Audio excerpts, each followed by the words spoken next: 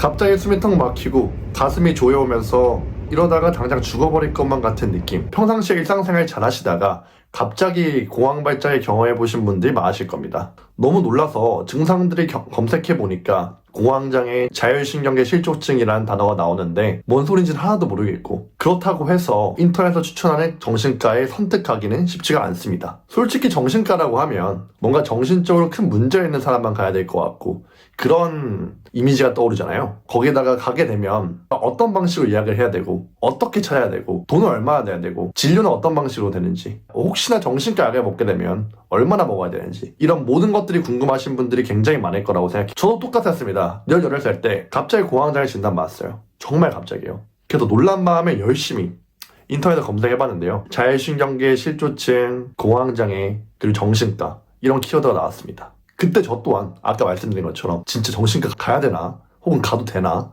가면 어떤 일이 생기지? 가는데 오히려 더 큰 문제가 생기는 거 아닐까? 이런 고민을 참 많이 했거든요. 그래서 오늘은 과거의 저처럼 공황장애 때문에 정신과를 고민하고 있는 분들을 위해서 이제는 약 없이 공황장애를 극복한 공황장애 완치로서 실제로 정신과를 가면서 어떤 과정을 겪었는지, 그 중에서도 도움이 됐던 부분, 또 도움이 덜 되었던 부분, 그럴 때 사용할 수 있는 꿀팁들, 이런 모든 것들까지 알려드리려고 합니다. 오늘 영상 보고 나시면 정신과가 어떤 것이고 정신과 갈지 말지 이런 모든 고민들을 속 시원하게 푸시게 될 겁니다. 그럼 바로 시작하겠습니다. 정신과는 어떤 곳이고 가면 어떤 것들을 하게 되나요? 가장 궁금한 분이죠. 저 같은 경우에는 인터넷에 여러 가지 검색해보다가 제일 후기가 좋아 보이는 곳을 찾아서 예약을 했고, 워낙 사이 많아서 한 2주 정도 있다가 예약이 가능해서 겨우겨우 2주를 버텨서 정신과에 방문했습니다. 제가 갔던 정신과는 강남에 위치한 곳인데요. 사실 저는 정신과가 처음이잖아요. 그래서 굉장히 떨렸습니다. 들어가기 직전까지 뭐 다른 치과나 내과나 이런 곳은 그냥 마음 편하게 가면 되는데 괜히 정신과라고 하는 그런 나쁜 이미지 때문에 가도 되나? 이런 게 들어가기 직전까지 있었습니다. 하지만 생각보다 현실은 달랐습니다. 들어가니까 너무나 깔끔한 분위기에 친절하신 직원분들이 계셨고, 저와 같이 진료를 대기하시는 분들조차도 우리가 지하철을 타거나 버스를 타거나 길을 걸으면서 만날 수 있는 너무나도 평범한 사람이었습니다. 그래서 그때 깨달았습니다. 정신과라는 곳이 이렇게 위험한 곳은 아니구나. 그리고 나처럼 평범한 사람들도 가는 곳이 정신과구나 라는 걸 알게 되었습니다. 그렇게 들어가서 우리가 병원에 가는 것처럼 똑같이 이름 말하고 예약 안내를 받았습니다. 가장 처음 했던 건 초진이라는 겁니다. A4용지 한 5장에서 7장 정도 되는 긴 설문지에 내 마음 상태, 내 생활 습관 상태를 체크하는 걸 합니다. 그걸 바탕으로 이제 의사 선생님이 제 증상을 파악하시고 공황장애인지 우울증인지 무엇인지 내 상태가 어떤지 진단을 내려주게 되는 거죠. 그렇게 초진을 한 20분 정도 작성을 하고 한 10분 정도 기다려 나니까 원장 선생님을 만나게 되었습니다. 원장 선생님은 제 초진 설문지를 보시고 나서 이런 말씀을 해주셨습니다. 공황장애입니다. 그래서 공황장애가 어떤 거다, 그리고 앞으로 약도 먹고 인지행동 치료도 해야 되고 이런 전반적인 앞으로의 치료 과정에 대해서 말씀을 해주셨습니다. 그러니까 솔직히 말하면 그때 제 정신 상태는 지금처럼 밝고 이렇게 명료한 상태가 아니라 굉장히 두려워하고 있는 상태였기 때문에 그 당시에 제가 뭘 들었는지 정확히 기억은 나지 않습니다. 하지만 한 가지 좋았던 건 막연하게만 알고 있던 내 증상이 공황장애라는 정확한 병명으로서 나오게 되니까 내가 알고 있던 게 공황장애라는 거였구나, 내가 공황장애 때문에 힘들어하고 있었던 거구나 라는 걸 알게 되어서 약간 안심도 되고 좋았습니다. 결론적으로 제가 받았던 안내는 꾸준히 상담을 받으면서 인지행동 치료를 받고 당분간 증상이 좋아질 때까지는 약을 복용하라 였습니다. 그래서 저는 한 5분에서 10분 정도 진료를 받았던 것 같아요. 그러고 나서 약 처방을 들어와서 제가 갔던 곳은 약을 주는 원장 선생님이 또 따로 계셨어요. 다른 층으로 올라가서 약을 주는 원장 선생님을 만나서 약 먹어본 적 있냐, 그리고 약에 대해서 우리가 이런 약을 먹을 건데 이런 약을 먹으면 졸리거나 집중에 떨어질 수도 있다, 하지만 앞으로 약을 상을 보면서 조절을 할 거니까 먼저 한 3일에서 5일 정도 먹어보고 다시 방문해라, 이런 식으로 약과 부작용과 앞으로 어떤 식으로 나아갈 건지에 대한 안내를 받았습니다. 전반적으로 후기 참 좋았습니다. 정신과라는 곳이 저는 굉장히 무섭고 끔찍한 곳이라고 생각했었는데 그렇지 않았고요. 오히려 내 마음에 대해서 편안하게 이해하고 바라보고 또 전문적인 치료 솔루션까지 받아볼 수 있는 곳이었기 때문에 개인적으로는 참 만족스러웠습니다. 일단 그날 진료가 끝나고 바로 약을 먹기 시작했고요. 다음날 아침 저는 약의 부작용을 경험했습니다. 뭐였냐? 아침에 일어났는데 분명 8시간 이상 잘 잤고요. 너무 잘 잤습니다. 평소와 다름이 없었죠. 근데 일어났는데 머리가 너무 무겁고 눈이 너무 피곤하고 정신 멍해요. 그래서 그때 깨달았죠. 아, 이게 약의 부작용이구나. 약간 모든 감각이 무감각해지는 느낌이었어요. 그래서 저는 할 수 없이 잠을 또 잘 수밖에 없었습니다. 이 정신 상태가 내가 잠을 얼마나 잤냐와 관계없이 너무 멍했기 때문에 잠을 그러고 한 3시간에서 잤던 것 같습니다. 다행히 이런 증상들은 약의 양을 조절하면서 많이 좋아졌습니다. 하지만 진짜 문제는 제가 약을 먹는 이유는 공황으로부터 벗어나기 위해서 먹는 건데 약을 먹어도 공황이 올 때가 정말 많았고요. 그리고 나서 약을 혹시라도 까먹거나 약이 없는 상황에서는 엄청나게 큰 두려움을 느꼈습니다. 왜냐면 이전까지는 약이라는 안정감이 있었기 때문에 얘가 날 보호해줄 거라는 이런 믿음이 저의 마음을 진정시켜 주었는데 그 믿음이 약을 까먹는 것과 같은 실수로 완전 잊어버리면 약이 맡고 있던 불안감이 폭발해버리는 거죠. 그래서 이게 결국은 약물 치료의 본질적인 한계입니다. 약에 대한 부작용 그리고 제가 어떻게 약을 끊었는지 단약 과정에 대한 건 또 따로 영상을 만들어놨거든요. 그거는 오른쪽 영상 클릭하셔서 한번 보시면 되시고요. 그래서 이럴 때 사용할 수 있는 방법이 인지행동 치료라는 게 있습니다. 아마 몇 번 들어보신 분도 계시고 안 들어보신 분도 계실 겁니다. 인지행동 치료는 내가 바라보는 공황에 대한 생각을 바꾸고 행동을 바꿔서 단순히 약으로 억누르는 게 아니라 나의 태도를 바꿔서 이 증상 자체를 다룰 수 있는 힘을 기르는 방법이라고 생각하시면 될 것 같습니다. 이 치료를 3달 정도 받았고요. 받으면서 공황에 대해서 잘 이해할 수 있었습니다. 예전에는 공황이 증상이 오면 뭐야 죽는 거 아니야? 라고 생각했다면 인지행동 치료에서 공황이 어떤 원리로 오는지 왜 내가 두려움을 느끼는지를 배웠기 때문에 공황이 와도 바로 죽는 거야 라고 해석하는 대신에 교감신경계라는 게 활성화되어서 이렇게 신체 증상이 나오고 있고 이 신체 증상을 내가 문제라고 생각하고 있기 때문에 이 두려움이 느껴지는 거구나. 그러니까 나는 조금 더 여유로운 마음을 가지고 이 증상이 있는 그대로 수용을 하고 일상생활에 집중을 하려고 노력해봐야겠다. 이런 식으로 조금 더 현명하게 다룰 수 있는 힘을 기르게 되었습니다. 그리고 플러스 알파로 이 모든 과정을 잘하고 있는지 점검을 하는 상담을 받았습니다. 공황이 너무 심해서 너무 심할 때 기준에 일주일에 150번씩 올 때였죠. 그럴 때가 초창기였는데 초창기 때는 2주일에 한 번씩 상담을 받았고요. 좋아지면서 한 달에 한 번, 2달에 한 번, 3달에 한 번 그렇게 총 2년 정도 집중적으로 상담을 받았습니다. 자, 그럼 많은 분들이 궁금해 하십니다. 와, 이 치료 알겠는데 좋은 것 같기도 하고 나쁜 것 같기도 하고 일단 알겠는데 비용은 어떻게 해야지? 사실 제일 중요한 부분이죠. 그런 얘기를 있잖아요. 보험 처리 받으면 나중에 보험에서 불리하다 해가지고 정신과 받을 때는 보험 처리하면 안 된다. 비급여로 받아야 된다. 그런 분도 있고 혹은 그렇게 하고 싶어도 비싸서 못한다. 하지만 전 자세한 얘기까지는 모르겠고요. 제가 경험한 거 기준으로 치료비에 대해서 말씀드리겠습니다. 초진 같은 경우는 10만 원이었습니다. 약 10만 원이고요. 약은 급여로 하는 게 있고 비급여로 하는 게 있는데 보험에 대한 리스크가 있다고 들어서 비급여로 하는 바람에 한 5만 원 정도 받았던 것 같아요. 2주치였나 1주치였나 자세히 기억은 안 나네요. 그리고 인지행동 치료는 한 3달에 100만 원 정도 했던 걸로 기억이 납니다.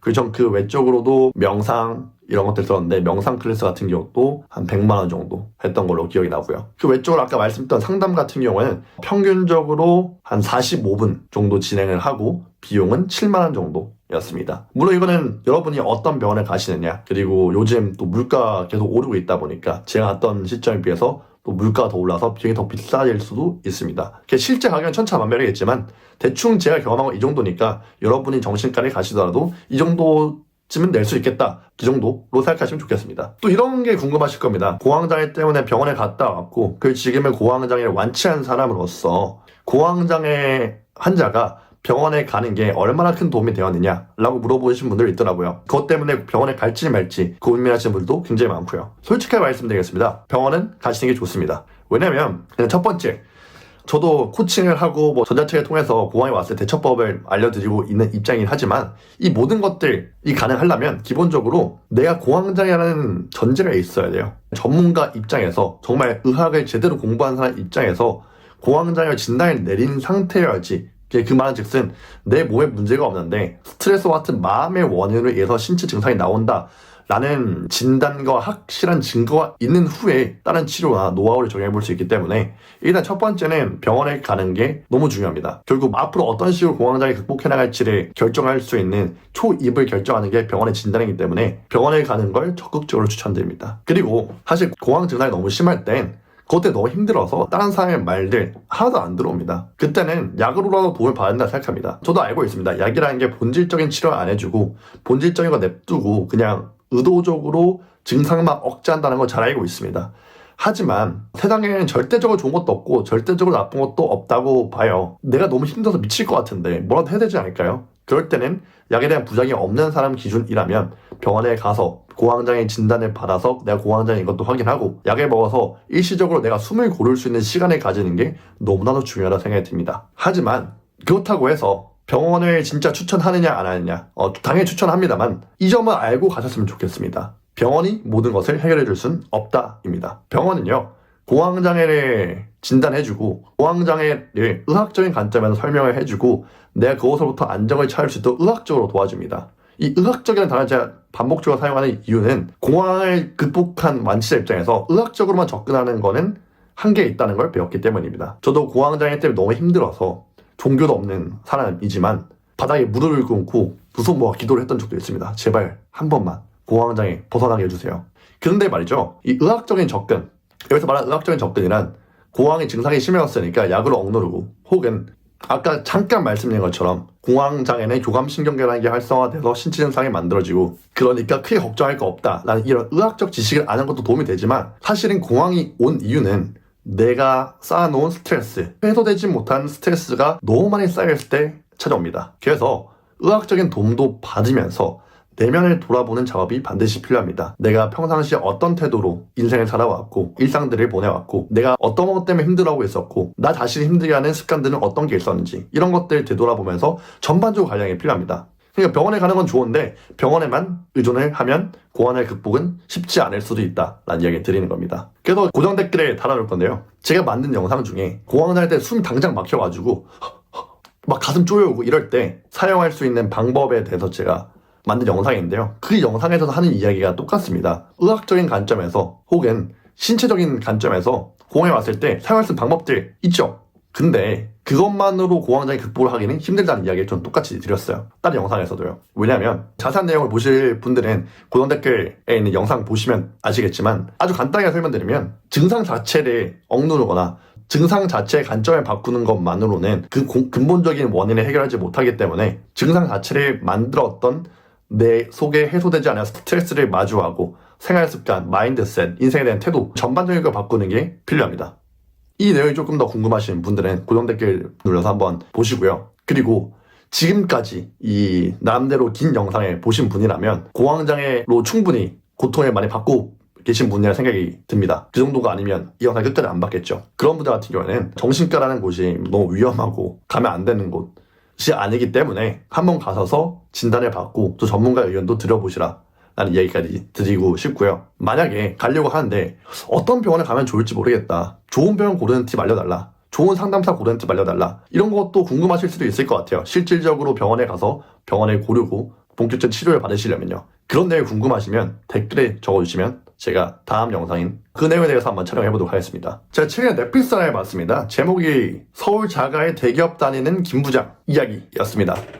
아마 이 영상을 보고 계신 분들 중에 많은 분들이 이 김부장이라는 일명 김부장이라는 넷플릭스 많이 보시면서 공감도 하고 위로도 받고 또 나름대로 웃음도 받으셨다 생각이 드는데요. 저도 그랬던 사람 중에 한 명입니다. 친구 소개받아서 우연히 봤는데 내용이 재밌더라고요. 공감 가는 것도 많고 약간 머지않은 내 미래의 이야기 같기도 하고 재밌게도 여기 고황장애의 키워드가 상당히 많이 나오더라고요. 주인공부터 시작해서 주인공 근처에 있는 인물까지 이제 김부장이라는 대한민국 50대 중년이 맞이하는 현실의 무게 때문에 고황장애 진단받고 힘들어하는 모습이 상당히 많이 나옵니다. 실제 거기서도 그런 부분이 있었죠. 정신과를 가라고 추천을 받으니까 내가 그런데 왜 가? 내가 그렇게 약해 보여? 내가 이상 그렇게 이상해 보여? 나는 그런데 안 가도 돼. 내가 뭘 정신과를 가? 그런 식으로 이제 김 부장님께서 정신과는 나쁜 곳이다 이야기하는 부분인데요. 결국 이것도 사실은 일반적으로 우리가 생각하는 정신과는 이미지를 잘 보여주는 부분이라고 생각합니다. 하지만 결론적으로는 그 증상과 괴로움을 이기지 못해서 정신과에 방문을 하게 되고 정신과에서 두 가지 조언을 하게 됩니다. 첫 번째, 약을 먹으세요. 두 번째, 이제 그 김 부장님이 가지고 있는 문제에 대한 문제를 해결하세요. 라는 두 가지 조언을 건넵니다. 사실 굉장히 재밌는 부분이라고 생각이 들어요. 보통 사람들은 고황장애 하면 약만 생각합니다. 첫 번째 조언만 생각하죠. 그냥 약 먹으면서 평생 산다. 그래서 약을 조절한다. 근데 김 부장이 나온 정신과는 두 가지 이야기입니다. 일단 약 먹으면서 급한 불 끄시고 두 번째는 김 부장님께서는 상가 임대 사기로 큰 돈을 날려먹은 상태였어요. 이렇게 스포를 해서 좀 죄송한 마음에 들긴 한데 뭐 어쩔 수 없긴 하네요. 근데 그 이야기를 차마 아내분에게 하지 못했고, 왜냐면 너무 큰 돈 날려버렸으니까. 하지만 그 문제 때문에 너무 많은 고민과 책임감과 압박감을 가지고 있었고, 그런 것들이 다 합쳐져서 고아 나이까지 왔기 때문에 그 정신과 의사도 그걸 알고 있었고요. 그래서 두 번째 조언으로서 김 부장님께서 가지고 있는 문제를 해결하세요 라는 이야기를 했습니다. 이게 저는 김 부장에서 배울 수 있는 힌트라고 생각합니다. 생각보다 이런 드라마를 재미로서 보는 것도 너무 좋지만, 재미로서 보다 보면 생각보다 일상에서, 특히 우리 공황장애 환자분들 같은 경우에는 공황장애를 극복하는 방법으로서 배울 수 있는 게 꽤나 많습니다. 그래서 제가 이 김 부장을 통해서 말씀드리고 싶은 이야기도 사실 한 가지입니다. 약 먹는 거 너무 두려워하지 마시라. 그 정신과 가는 거 너무 두려워하지 마시라. 처음이니까, 낯서니까, 안 해봤으니까, 주변에 그런 사람이 없으니까 느낄 수 있지만, 저와 같은 일반인도 갔다 왔고 또 그걸 통해서 극복을 잘 했을 정도로 아무런 문제가 없고, 잘만 쓰면 아주 좋은 도구니까 걱정하지 말고 가시라 라는 이야기를 첫 번째로 드리고 싶고요. 두 번째는 그렇다고 너무 병원에만 의존하지 말아라. 그렇다고 너무 약에만 의존하지 말아라. 사실 중요한 거는 증상이 아니라 증상을 만들 수밖에 없었던 삶의 문제들, 해결되지 않는 스트레스, 주변의 인간관계들, 혹은 나 자신을 가혹하게 밀어붙이는 생활 습관들이 기본적인 원인이 되는 경우가 거의 90%이기 때문에 오히려 공황장애 증상을 어떻게 하면 누를까를 생각하지 말고, 어떤 것 때문에 이런 고통들이 찾아왔을까, 어떤 가르침을 주기 위해 이런 실현들이 찾아왔을까 라는 질문을 던지면서 스스로를 돌아보시면 너무 좋겠습니다. 이렇게 짧게 드라마 김 부장의 예시로 들어서 얘기를 드려봤는데요. 이런 식으로 드라마를 기반으로 해서 뭐 정신병동의 아침마을처럼 참고할 만한 드라마 꽤 많거든요. 뭐 해외 거 참고할 수 있고요. 이런 식으로 해보는 건 어떨까라는 생각도 듭니다. 오늘 약간 깜짝 이벤트로 등장한 뒷부분 김부장 스토리도 재미가 있으셨으면 댓글로 알려주시면 제가 또 다음 영상 때 참고해서 하도록 하겠습니다. 그럼 오늘도 영상 봐주셔서 너무 감사드리고요. 이 영상 보신 오늘 하루라도 마음 편안한 하루 되시길 진심으로 바라겠습니다. 감사합니다.